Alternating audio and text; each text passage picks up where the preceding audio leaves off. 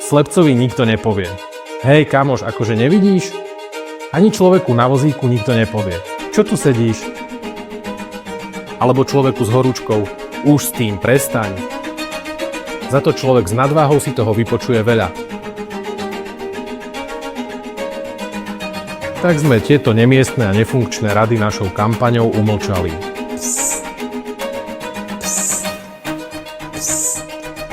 Pretože obezita je choroba, s ktorou má pomôcť lekár.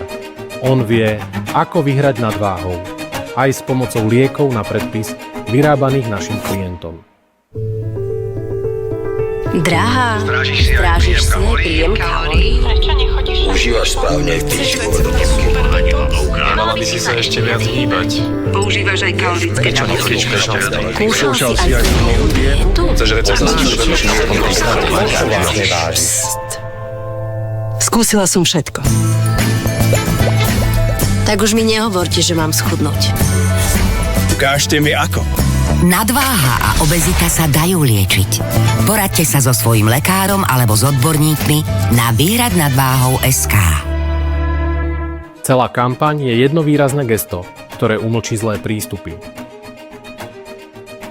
Aby zostalo to správne, lekár a liek. Výsledky ukázali, že táto kampaň nebola prázdne gesto.